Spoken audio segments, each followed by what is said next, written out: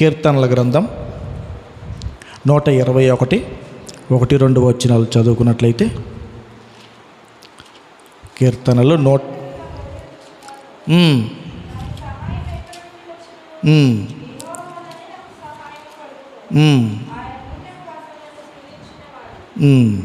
చాలు. ఇక్కడ దావీదు భక్తుడు అంటున్నాడు, కొండల తట్టు నా కనులెత్తుచున్నాను, నాకు సహాయం ఎక్కడి నుండి వచ్చును. కొండల్లో నుంచి సహాయం కలుగుద్దా అంటే కలగదు. కొన్ని సందర్భాల్లో మనం ఏం చేస్తామంటే మనకు కలిగిన బాధను బట్టి, ఆ వేదనను బట్టి, కొండలాంటి మనకు లోకంలో ఒక సామెత ఉంది, అండ చూసుకొని కొండ పాకాలి అని.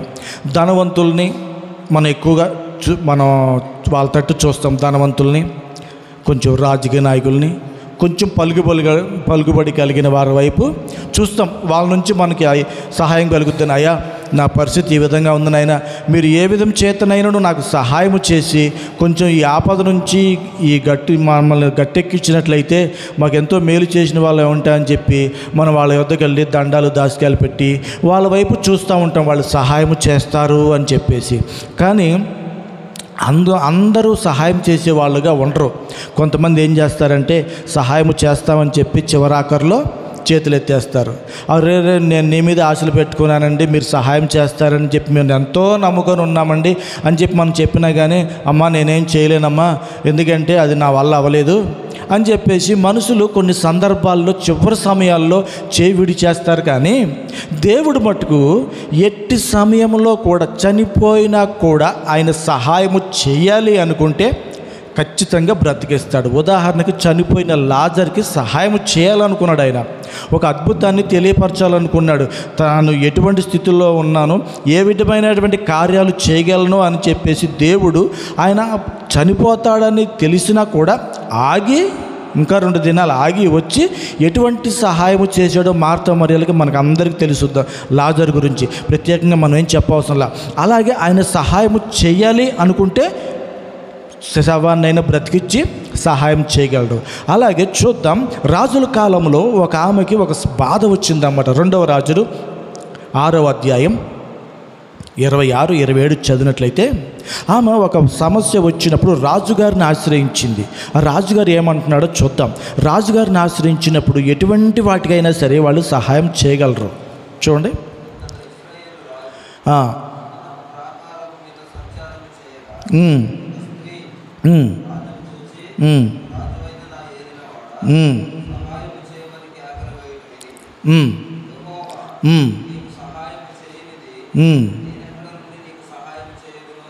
చాలు. చూసారా, రాజుగారు ప్రాకారం మీద నడుస్తూ ఉంటే ఒక స్త్రీ కింద నుంచి, అయ్యా రాజా నాకు సహాయం చేయి అని అడుగుతుందనమాట. రాజుగారు సహాయము చేయలేని అటువంటిది ఏమైనా ఉందా? రాజ్యమైనా రాసివ్వగలడు. ఎవరైనా చంపమన్నా కానీ శత్రువునైనా సరే వెతికి వేటాడి వాడిని చంపగలడు. కోరుకుంటే కొండ మీద కోతినైనా దించి చేయగలడు. ధనము కావాలా అడుగు, నీకు వజ్రాల వైడూరాలు ఏదైనా రాజు మనసు పెట్టి ఈమెకు నేను సహాయము చెయ్యాలి అనుకుంటే అది ఎట్లాంటిదైనా కూడా చేయగలడు. కానీ ఇక్కడ ఆ రాజు ఏమంటున్నాడు, యెహోవా సహాయము చేయనిది నేను ఎక్కడి నుంచి చేయగలను తల్లి, నువ్వు ఎందుకు నాకు మొరపెట్టుకుంటున్నావు? దేవుడు సహాయం చేయకపోతే నా వల్ల కూడా ఏమీ కాదు, నువ్వు దేవుడికి ప్రార్థన చేస్తే బాగుండేది. ఆ మాటలో ఉన్న మీనింగ్ ఏంటంటే, యెహోవా సహాయం చేయడం ఎడల నేనేం సహాయం చేయగలను? మనం అనుకుంటాం దేవుడు మనకి అన్యాయం చేసాడు, దేవుడు ఈ విషయంలో మనకు సహాయం చేయడు కాబట్టి మన రాజులను ఆశ్రయించుదాం, వాళ్ళని ఆశ్రయించుదాం, వీళ్ళని ఆశ్రయించుదాం అనుకుంటాం. కానీ కీర్తనలో ఒక మాట ఉంటుంది, మనుషులను నమ్ముకున్నట కంటే రాజులను ఆశ్రయించుట కంటే యెహోవాను ఆశ్రయించుట మేలు. అదే మాట ఇక్కడ మనం చూస్తున్నాం. ఆమె వెళ్ళింది రాజుని ఆశ్రయిస్తుంది, కానీ ఆమె చేయవలసింది ఏంటి? అయ్యా ఈ కీడు నీ వల్లనే జరుగుంటుంది నాయన, నువ్వు నాకు సహాయం చేయి ప్రభువా అని ప్రార్థన చేసి రాజుగారి దగ్గరికి వెళ్తే కార్యం జరిగేది. నెహెమ్యా ప్రార్థన చేశాడు మందిరం కోసం. రాజుగారు పక్కనే ఉంటున్నాడు, ఆయనకి పని అందిస్తున్నాడు. కానీ వెళ్ళిపోయి నాకు రాజుగారు నా మాట వింటారు, నేను ఏదో ఒక మాయమాటలు చెప్పి ఒప్పిస్తాను అనుకోవాలా. ఫస్ట్ దేవుడి యొక్క సహాయాన్ని తీసుకొని కొన్ని దినాలు ఉపవాసం ఉండి దేవుడి యొక్క కనికరాన్ని మాటను తీసుకొని రాజు దగ్గరికి వెళ్ళాడు. రాజు దగ్గరికి వెళ్ళినప్పుడు రాజు ఖచ్చితంగా సహాయం చేశాడు. అదేవిధంగా మనకు వచ్చినటువంటి సమస్యను శోధన మొట్టమొదటగా దేవుడి సన్నిధిలో పెట్టి ప్రార్థన చేసి, అప్పుడు నీ మనసులో ఎవరైతే మెదులుతూ ఉంటారో సహాయం కొరకు నువ్వు వాళ్ళ దగ్గరికి వెళ్ళినట్లయితే ఆల్రెడీ దేవుడు వాళ్ళకి నీ మీద జాలి కలిగించి నీకు సహాయం చేయటానికి వాళ్ళకి ఆ మనసుని దేవుడు అనుగ్రహిస్తాడు. కానీ మనం ఏం చేస్తాం? ప్రభువా, నేను పలానా వ్యక్తి దగ్గరికి వెళ్ళా, అతనికి నాకు సహాయం చేసే మనసుని ఇవ్వయ్యా, అతనికి దయచేయనని మనం తర్వాత ప్రార్థన చేస్తాం. మనం చేయాల్సిన పని చేసేసి దేవుణ్ణి మనం చేసిందే కరెక్ట్, నేను చెప్పింది నాకు జరగాల్సింది నీ చిత్తం అవ్వాలి నాయనా, నా ఇష్టమే నీ చిత్తం అవ్వాలి అన్నట్టుగా మనం ప్రార్థన చేస్తాం. కానీ అది దేవుని చిత్తంలో లేనప్పుడు ఇటు రాజుగారు కూడా అంటారు, అమ్మా యెహోవా సహాయం చేయకపోతే నేనేమి కూడా సహాయము చేయలేను. ఏమిటి వచ్చినా ఆమెకు సహాయం. ఇంకొంచెం కిందకు చదువు, ఆమె ఆపదేంటి తెలుసుద్ది.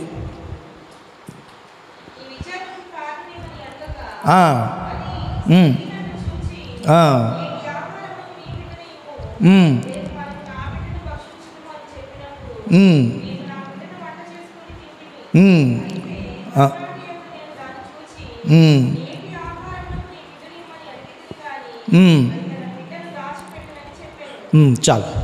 ఇక్కడ జరిగిన సందర్భము ఆమె ఎందుకు రాజుని ఆశ్రయిస్తుందంటే, ఒక శత్రువు రాజు యెరూషలేం పట్టణాన్ని మొత్తం ముట్టడి దెబ్బ వేశాడు. ముట్టడి దెబ్బ అంటే ఇది పట్టణం అనుకోండి, చుట్టూ కూడా శత్రు సైన్యమే ఉంటుంది. ఆ లోపల నుంచి ఏది బయటికి రాదు, బయట నుంచి ఏది కూడా లోపలికి వెళ్ళదు. వాళ్ళకి ఏ విధమైన సహాయం కూడా అందనివ్వకుండా చేయటం. ఈ లోపల ఉన్నంత వరకు ధాన్యము అవన్నీ తింటున్నారు. కొన్ని దినాలు, ఒకరోజు 2 రోజులు కాదు, కొన్ని సంవత్సరాలు ముట్టడి దెబ్బ వేశాడు. ఏంటంటే ఆ పట్టణాన్ని జయించాలి, వాళ్ళకి ఆహారం నీళ్లు ఉన్నంత వరకు బయటికి రారని చెప్పి చుట్టూ పట్టణాన్ని ముట్టడి దెబ్బ వేసి బయట నుంచి సహాయం లోపలికి వెళ్ళనివ్వకుండా చేశాడు. అట్లా వాళ్ళు కొన్ని అన్నీ తిన్నారు, తాగారు, అంతా అయిపోయింది. ఎంత కరువు అంటే, ఇద్దరు ఇంటి పక్కన ఉన్న వాళ్ళు చిన్నపిల్లలను ఉన్నారు, వాళ్ళు మాట్లాడుకుంటున్నారు, అమ్మా ఇవాళ ఆహారానికి నీ పిల్లని చంపి వండు తిందాం, రేపు నా బిడ్డను వండుకొని తిందాం అని చెప్పింది. సర్లే అని ఈ తల్లి మోసపోయి ఆ బిడ్డను చంపి వండుకొని తిన్నది.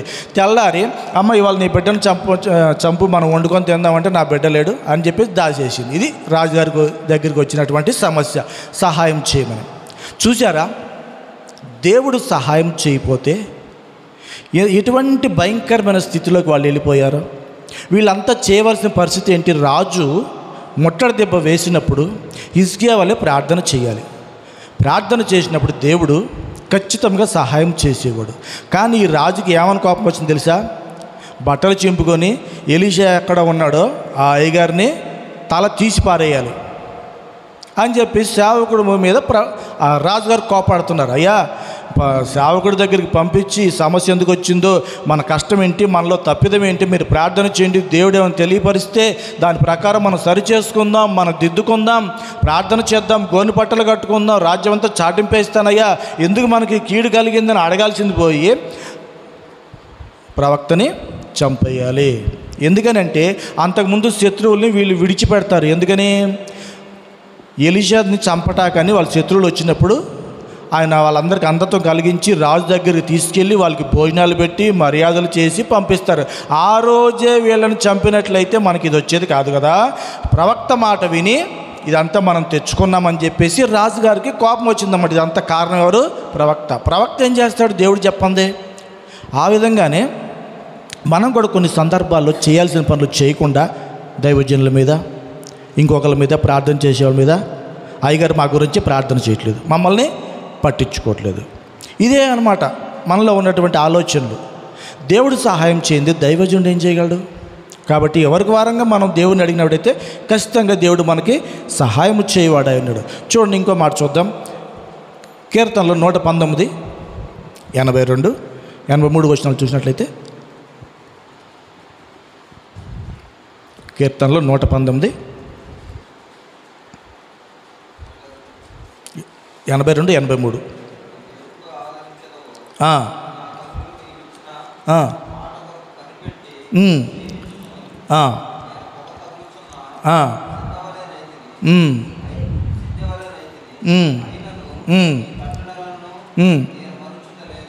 చాలు. 123, 1-2 వచనాలు చూడు.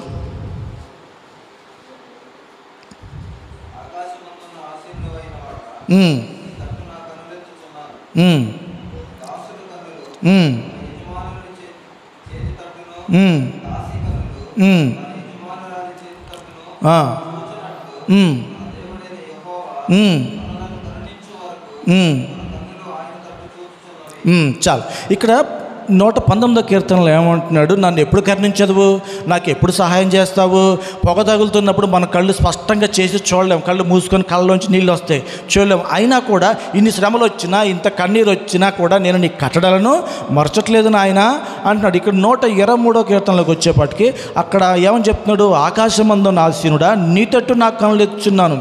ఎందుకంటే యజమానుడి దగ్గర పనిచేసే కూలీలు అందరూ కూడా ఆ యజమానుడి తట్టు చూస్తారు, సహాయం చేయగలడు, ఇవాళ బాగా కష్టపడ్డాను, ఇంకొక రూపాయి ఎక్కువిస్తారేమో, లేకపోతే 4 ధాన్యపు గింజలు పెడతారేమో, 4 కాయలు ఇస్తారేమో అని చెప్పి యజమానుడి తట్టు చూస్తారు. కానీ మనం ఎలా చూడాలి అంటే దేవుడు కరుణించేంత వరకు కూడా ఆయన తట్టే చూడాలి. మనం ఏం చేస్తాం? కొన్ని దినాలు మట్టుకే చూస్తాం, దేవుడిచ్చేదాకా మనం ఉండలేం. మనకి అడిగినవి పొందుకోవాలంటే మొట్టమొదటిగా మనకు ఉండాల్సింది ఏంటంటే ప్రార్థనతో పాటు ఓర్పు, సహనము కూడా. ప్రార్థన ఎంత ముఖ్యమో అంతవరకు కనిపెట్టుకొని ఉండటం కూడా ఓర్పు, సహనం అనేవి కూడా అంతే ముఖ్యం. దేవుడికి అబ్రహాము దేవుడికి చెప్పాడు, నీకు సంతానం ఇస్తానని. ఎమ్మటనే ఇచ్చాడా? 1 సంవత్సరం, 2 సంవత్సరాల, 10, 20, 30 సంవత్సరాలు పట్టింది. 30 సంవత్సరాల వరకు ఆ మాట కోసం ఎదురు చూస్తూ ఓర్పు కలిగి జీవించాడు. మధ్యలో కొంచెం తడబాటు చేశాడు, దానివలన ప్రతిఫలం అనుభవిస్తూనే ఉన్నారు. కానీ ఆ మాట కోసం దేవుడు ఇస్తాడు అని నమ్మకం కలిగాడు కాబట్టి దేవుడు వాగ్దాన పుత్రుడిని ఇచ్చారు. అలాగే మనం అడిగినటువంటి విషయాలను బట్టి కొన్ని త్వరగా జరిగే కార్యాలు ఉంటాయి, కొన్ని ఆలస్యం పడుతూ ఉంటాయి, నెలలు పడతాయి, కొన్ని సంవత్సరాలు కూడా పడుతూ ఉంటాయి. అంతవరకు ప్రార్థన చేస్తూ ఉండాలి. ఓర్పు కలిగి, సహనము కలిగి, విశ్వాసం కలిగి ఉన్నప్పుడే దేవుడు ఖచ్చితంగా మన జీవితాల్లో కార్యం చేయవాడై ఉన్నాడన్నమాట. చూడు 128వ కీర్తన 7వ వచనం. దేవుడు మనకు ఎందుకు సహాయం చేస్తాడు, ఎప్పుడు సహాయం చేస్తాడు? 28, 7వ వచనం. యెహోవా నా ఆశ్రయము, నా కేడము, నా హృదయము ఆయన యందు నమ్మిక ఉంచెను గనుక నాకు సహాయము కలిగెను.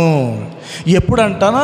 మన హృదయము ఆయన మీద ఉన్నప్పుడే, నమ్మిక ఉంచినప్పుడే ఆయన నాకు సహాయము కలిగింది నాకు అని చెప్పేసి ఆయన చెప్తున్నాడు. అయ్యా నీకు ఎట్లా సహాయం కలిగింది? దేవుడి దగ్గర నుంచి నువ్వు ఎలా పొందుకున్నావు? ఈ కార్యం నీకు ఎలా జరిగింది అని ఒక వ్యక్తి అడిగినప్పుడు ఆయన అంటున్నమాట, నా ఆశ్రయము, నా కేడము, నా హృదయము ఆయన యందు నమ్మిక ఉంచెను గనుక నాకు సహాయము కలిగినది.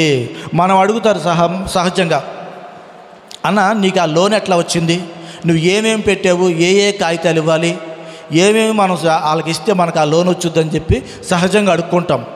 అడిగినప్పుడు ఏ కాగితాలు పెట్టినప్పుడు వాళ్ళకు కూడా అవన్నీ సక్రమంగా కరెక్ట్గా ఉంటే వాళ్ళు కూడా పొందుకుంటారు.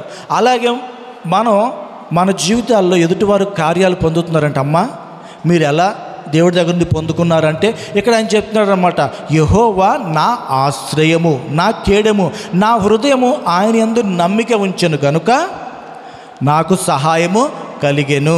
మనం ఏం చేస్తామంటే దేవుడి వైపు ఒక అడుగేస్తాం, లోకం వైపు ఒక అడుగేస్తాం. మన ప్రయత్నాలు చేస్తూనే ఉంటాం. కానీ దేవుని కంటే కూడా ఇతరులనే ఎక్కువగా ఆశ్రయించటం వలన ఏమవుతుందంటే దేవుడి నుంచి రావాల్సిన సహాయము మనకి అందటం లేదనమాట.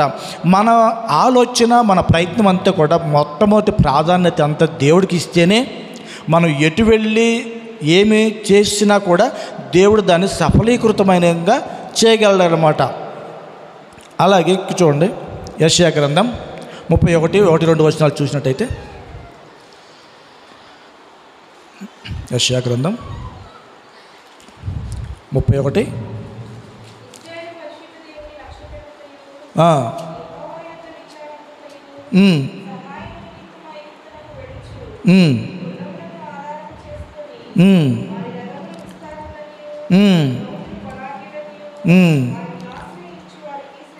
చూసారా దేవుడు ఏమని చెప్తున్నాడు? మనం ఎక్కువగా ఆశ్రయించేది ఇలాంటి వాళ్ళనే. వాళ్ళు గొప్పవాళ్ళు, వాళ్ళకి ఆ బలం ఉంది, వాళ్ళకి అండబలం ఉంది. అతనికి అందరూ తెలుసు, రాజకీయ నాయకులు చాలామంది తెలుసు, మామూలుగా ఇంకా ఉన్న వ్యవస్థలు, పోలీసు వారు తెలుసు, లాయర్లు తెలుసు, డాక్టర్లు తెలుసు. అతని దగ్గరికి వెళ్తే మనకు సహాయం అందుద్ది, ఖచ్చితంగా చేస్తారు, ఎందుకంటే అతనికి అందరికీ తెలుసు అని చెప్పేసి మనం అనుకుంటాం. కానీ దేవుడు ఏమని చెప్తున్నాడు? శ్రమ అంటున్నాడు. శ్రమ అని దేవుడు చెప్తున్నాడు. ఎందుకంటే మనం ఎవరిని ఆశ్రయించాలో వారిని ఆశ్రయించకుండా దేవుణ్ణి పక్కన పెట్టి నీ వల్ల కాదు, నువ్వు అలాగే ఉండు నాయనా, నువ్వు మామూలుగా మొరపెడితే ప్రార్థనలు కాడికి జవాబు ఇస్తావు, కానీ ఇది నీ వల్ల కాదులే, ఇది వాళ్ళు మట్టుకే చేయగలరు అన్న ఆలోచనతో దేవుణ్ణి పక్కకు తోసేసి ఆ విధంగా మనం ఈ లోకంలో ఐగుప్తులైనటువంటి వాళ్ళని ఆశ్రయిస్తున్నాం. కాబట్టి కొన్ని సందర్భాల్లో మోసపోతూ ఉంటాం, కొన్ని సందర్భాల్లో ఆస్తులు పోగొట్టుకున్న వాళ్ళు ఉన్నారు. అయ్యా నీకు ఇది కావాలంటే ఇంత నువ్వు డిపాజిట్ చేయాలి, చేస్తే నీకు జరుగుద్దయ్యా అని చెప్పేసి చెప్తారు. నమ్మి వాళ్ళు మోసపోయిన వాళ్ళు ఈ రోజున మనం ఫోన్లు తెరిచి కానీ ఇలా చూసినట్టయితే, అయ్యా పలానోళ్ళు నమ్మి ఈ విధంగా చేశాము, ఇన్ని లక్షలు పోగొట్టుకున్నాం, పలానోడిని బట్టి మేము ఇల్లు పోగొట్టుకున్నాం, పలానోళ్ళని బట్టి మేము పొలాలు పోగొట్టుకున్నాం అని చెప్పేసి చెప్తున్నారు. ఎందుకని? వాడు చెప్పే మాయ మాటలను బట్టి నాకు వాళ్ళు తెలుసు, వీళ్ళు తెలుసు అని చెప్పేసి ఈ సాతాను అనేవాడు మాయలోడు. కాబట్టి నువ్వు ఏ విధంగా లొంగగలవో, నీకు ఎక్కడ నువ్వు బలహీనుడవో అక్కడ వాడు నిన్ను వాడుకుంటాడు. ఏ ఆశ అయితే నీకుందో, ఏ ఆశ, దురాశ వాడికి కావాలి. మంచి ఆశ అయితే వాడికి పనిచేయదు, ఎందుకంటే మంచి ఆశ అనేది దేవుడు ఇచ్చేది కాబట్టి దానివల్ల వాడికి ప్రయోజనం కాదు. దురాశ అనేది ఎప్పుడైతే మనలో ఉందో దాన్ని వాడు వాడుకుంటాడు. వాడుకున్నప్పుడే మనం అనేక విధాలుగా నష్టపోతాం అన్నమాట. చూడు యెషయా గ్రంథం, అదే యెషయా గ్రంథం 10వ అధ్యాయం 3వ వచనం చూసినట్లయితే, యెషయా గ్రంథం 10వ అధ్యాయం 3వ వచనం.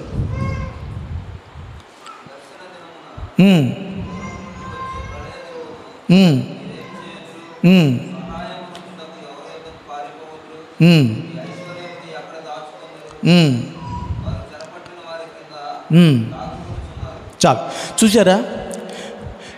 ఒక శ్రమ కాలము మీకు వచ్చినప్పుడు, నీకు శ్రమ వచ్చినప్పుడు నువ్వు ఎక్కడికి వెళ్తున్నావు, ఎవరి వద్దకు వెళ్తున్నావు అని చెప్పేసి దేవుడు అంటున్నాడు. నీ ఐశ్వర్యాన్ని ఎక్కడ దాచుకుంటున్నావు, అది నీకు పనిచేస్తుందా, దానివల్ల నీకు లాభం ఉందా అని చెప్పేసి దేవుడు అడుగుతున్నాడు అన్నమాట. ఏది కూడా దేవునికి చిత్తము లేకుండా మన మీద ఏది కూడా జరగదు. అందుకని నువ్వు ఎక్కడికి వెళ్తున్నావు, నువ్వు ఎవరిని ఆశ్రయిస్తున్నావు? ఐగుప్తు రాజునా, దేవుణ్ణి ఆశ్రయిస్తున్నావా?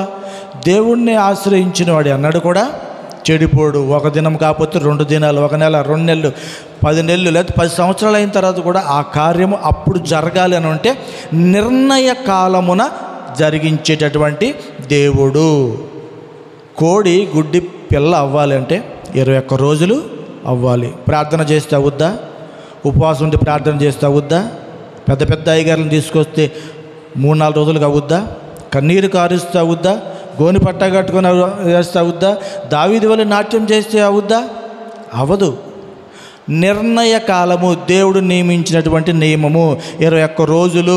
దానికి తగలాల్సిన వెట్ట తగిలితేనే, దానికి వెట్ట లేకపోతే నువ్వు ఎన్ని సంవత్సరాలు ఉన్నా కూడా గుడ్డు మురిగిపోద్ది తప్ప పిల్ల అవ్వదు. అలాగే మన జీవితంలో కొన్ని దేవుడిచ్చిన వాగ్దానాలను గుడ్డుగా మనం అనుకొని దానికి తగలాల్సిన వెట్ట, ఎలాంటి వెట్ట? ప్రార్థన. ఆ వెట్టతో కలిగినప్పుడు నిర్ణయ కాలమున అది పిల్లగా మనకి దేవుడు బహుమానంగా ఇస్తాడు. అంతేగాని కాసేపు నీళ్ళల్లో, కాసేపు ఒడ్డు మీద కప్పలాగా జీవించామనుకో, ఎటు కాకుండా దేవుడు మనకిస్తానన్న వాగ్దానము మురిగిపోతుంది. సమయం దాటిపోయిన తర్వాత, ఇప్పుడు ఒక ఆహారానికి కొంత సమయం ఉంటుంది, అప్పటికి ఇది పాడైపోతుంది. ఆ సమయం రాకముందు తింటేనే ఆరోగ్యం, ఆ సమయం దాటిపోయిన తర్వాత ఏమైపోద్ది?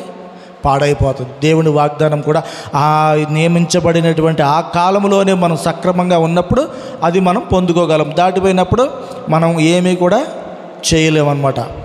అలాగే మనం చూసినట్లయితే ఎస్తేరు గ్రంథం 4వ అధ్యాయం 14వ వచనం ఒకసారి చూసినట్లయితే దేవుడు అక్కడ ఒక మాట చెప్తున్నాడు. చూడండి, ఎస్తేరు 4:14.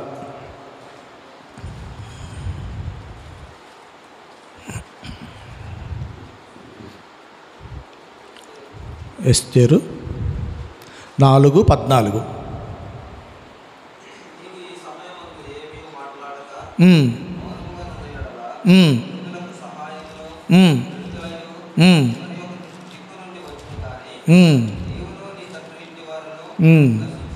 చాలు.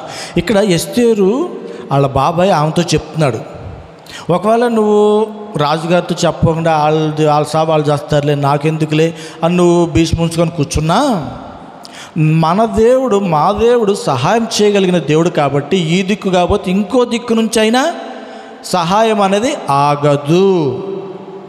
కాబట్టి నువ్వు ఈ స్థలంలో ఉన్నావంటే నీ ద్వారా దేవుడు ఈ కార్యాన్ని చేయటానికి ఇష్టపడుతున్నాడని నువ్వు తలంచి ఈ కార్యాన్ని నువ్వు చేయటానికి పూనుకుంటే ఇటు నుంచి సహాయం వస్తుంది. నేను చేయను, నేను సేఫ్గా ఉన్నాను, నాకేం పని, వాళ్ళ గురించి నేను ఎందుకు చేయాలి, వాళ్ళకు నేనెందుకు సహాయం చేయాలని నువ్వు అనుకున్నా ఇటు నుంచి కాకపోతే ఇంకొక దిక్కు నుంచి అయినా దేవుడు మాకు సహాయము చేయగలడు అనేసి ఆ భక్తుడు చెబుతున్నాడు అన్నమాట.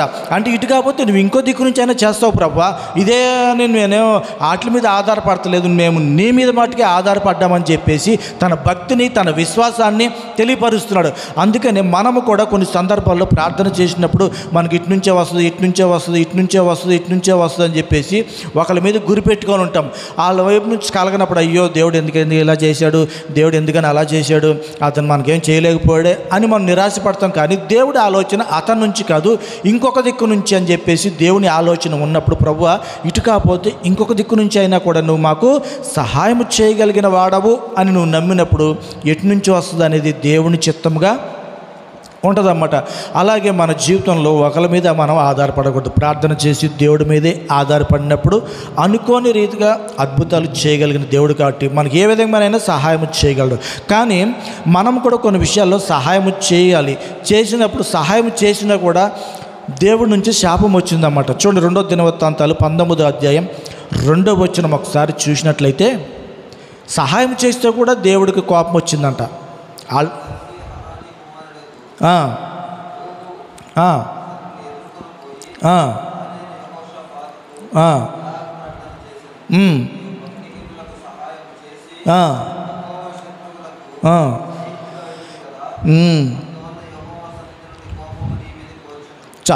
చూసారా, భక్తిహీనులకి చెయ్యకూడనటువంటి సహాయము చేసి దేవుడి యొద్ద నుంచి శాపాన్ని పొందుకున్నాడు.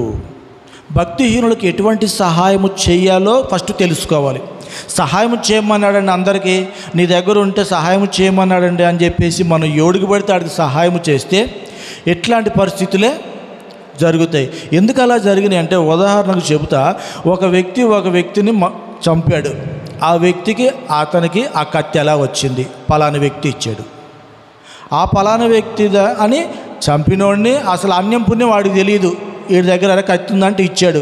ఆడు తీసుకెళ్ళి ఆ కత్తితోనే ఒకరిని చంపాడు. అప్పుడు ఎవరి దగ్గరకు వచ్చి ఈ కత్తి ఎక్కడి నుంచి వచ్చింది, ఎవరి నుంచి వచ్చింది? దుష్టుడికి వీడు సహాయం చేశాడు, తెలియకుండా సహాయం చేశాడు. సహాయమే కదా అనుకున్నాడు, కానీ ఆ కేసులో వాడు కూడా ఇరుక్కుపోతాడు. అలాగే దేవుడు మనకు సహాయం చేయమన్నాడు, కానీ దుష్టుడికి ఏ విధమైన సహాయం చేయాలి, దేవుడికి ఇష్టమా కాదా అనేది మనం తెలుసుకున్నట్లయితే దేవుడి వద్ద నుంచి మనకి కోపం రాదు. ఇప్పుడు ఉదాహరణకు చెప్తా, ఒక తాగుబోతు అతను వచ్చి ఒక 100 రూపాయలు నన్ను అడిగాడు అనుకో, వాడు తాగుతాడని తెలిసి కూడా 100 రూపాయలు నన్ను అడిగినప్పుడు మనోడేలే నేను సహాయం చేయమన్నాడు దేవుడు నాకు అని చెప్పేసి, ప్రభువా నేను ఇతనికి సహాయం చేస్తున్నాను ఆయన నాకు ఆశీర్వదించు అంటే దేవుడు ఆశీర్వదించాడు. ఆ ఇచ్చిన 100 మూలాన మనకి శాపం కలుగుద్ది. ఎందుకంటే అది దేవుడికి విరోధమైనది, దేవుడికి కోపం పుట్టించేది. కాబట్టి మనం దేనికి సహాయం చేస్తున్నాం, దేనికి చేయకూడదు అనేది తెలుసుకొని సహాయం చేస్తేనే దాని వలన మనకి ప్రతిఫలం అనేది ఉంటుంది. ఎల్లవేళలా కూడా మనకి ఉన్నటువంటి ఆలోచన విశ్వాసం ఏంటంటే ఎస్తేరు 14:14 వాక్యాన్ని మనం జ్ఞాపకం చేసుకున్నట్లయితే మన జీవితంలో మనకి సహాయము చేయగలిగిన దేవుని వైపు ఎల్లవేళలా కూడా ఆ వాక్యాన్ని మనం ధ్యానం చేసుకున్నప్పుడు ప్రభువా నువ్వు ఇటు కాకపోతే ఇంకెటు నుంచైనా నువ్వు సహాయం చేస్తావు అని నమ్ముకుంటేనే దేవుడు మనకి సహాయం చేస్తాడు. మా దేవుడు అన్నమాట, నన్ను నమ్ముకున్నాడు కనుక నేను అతనికి సహాయము చేసేదను. ఇంకో విషయం ఏంటంటే రోమపత్రికలో ఉంటుంది, మనం ప్రార్థన చేయాలనుకున్న సందర్భంలో కొన్ని చేయాల్సిన రీతిగా చేయలేనప్పుడు మన పరిశుద్ధాత్మ దేవుడు అంటే మన బలహీనతల్లో ఆయన చూసి మనకు సహాయం చేస్తాడంట. అమ్మ, నువ్వు ఈ విధంగా ప్రార్థన చేయాలి నాన్న, ఈ విధంగా ప్రార్థన చేస్తే నీకు దేవుడి యొద్ద నుంచి త్వరగా నీకు సహాయం అందుద్దని చెప్పి పరిశుద్ధాత్మ దేవుడు మనం ప్రార్థన చేసేటప్పుడు ఆయన నడిపింపునిచ్చి మూలుగులతో మనతో ప్రార్థన చేస్తారంట. మనం ఏం చేస్తామంటే మన అవసరాలను బట్టి ఏదో తడిపడి ప్రార్థన చేస్తాం, దానివలన సహాయం కలగదు. కాబట్టి పరిశుద్ధాత్మ దేవుడు సహాయము చేసి ఎలా దేవుడికి ఇష్టమో ఆ విధంగా ప్రార్థన చేయిస్తాడు. అలా చేయించాలి. పరిశుద్ధాత్మ దేవుడు నీకు సహాయము చేయాలి అంటే మొదట ఆయన ఉన్నాడు, ఆయన మనకు సహాయము చేస్తాడని చెప్పి నువ్వు నమ్మాలి. వాక్యమై ఉన్న దేవుడే, పరిశుద్ధాత్మ కూడా దేవుడు ఈ వాక్యంలోనే పెట్టాడు. తండ్రి అయిన దేవుడు, కుమారుడైన దేవుడు, పరిశుద్ధాత్మ దేవుడు, వీళ్ళు ఏ ఏ సమయాల్లో ఎవరెవరు సహాయం చేయవాలో ఆ విధంగా ఆ సమయాల్లో వారు ఆ విధాలుగా సహాయము చేస్తూ ముందుకి నడిపిస్తుంటారు. ప్రధానమంత్రి ఒక విధంగా సహాయం చేస్తాడు, ముఖ్యమంత్రి ఒక విధంగా సహాయం చేస్తాడు, ఎంపీలు ఒక విధంగా సహాయం చేస్తారు, ఎమ్మెల్యేలు ఒక విధంగా, ప్రెసిడెంట్లు, కౌన్సిలర్లు, వార్డు మెంబర్లు, అలాగే ఒక్కొక్క సందర్భాల్లో ఒక్కొక్క రీతిగా ఒకరి ద్వారా సహాయం చేస్తూ ఉంటారు. అలాగే మనం ఈ విధంగా మనం ఆశ్రయించినప్పుడు తండ్రి యొద్ద నుంచి సహాయం పొందుకోగలం, కుమారుడి యొద్ద నుంచి సహాయం పొందుకోగలం. పరిశుద్ధాత్మ దేవుడు ఎక్కువగా ఆయన చేసేది ఏంటంటే ఆత్మలో మనకి సహాయం చేస్తూ ఉంటాడు. బలహీనంగా ఉన్నప్పుడు, మన అయోమయ స్థితిలో ఉన్నప్పుడు ఎక్కువగా మనకు ఆత్మానుసారాన్ని, ఆత్మని బలపరిచే దేవుడు, ఆత్మను బలపరిచే దేవుడు కనుక ఆయన నమ్మితేనే ఆయన మనకు సహాయము చేయగలిగి ఉన్నాడు. కాబట్టి ఎల్లవేళ మనం సహాయం కొరకు దేవుని వైపు మట్టుకే మనం చూద్దాం. మన రాజులను నమ్ముకున్నట కంటే, మనుషులను ఆశ్రయించుట కంటే యెహోవాను ఆశ్రయించుట మేలు. దేవుడి కొద్ది మాటలు మన వెనుకల్లో దీవించునుగాక. ఆమేన్.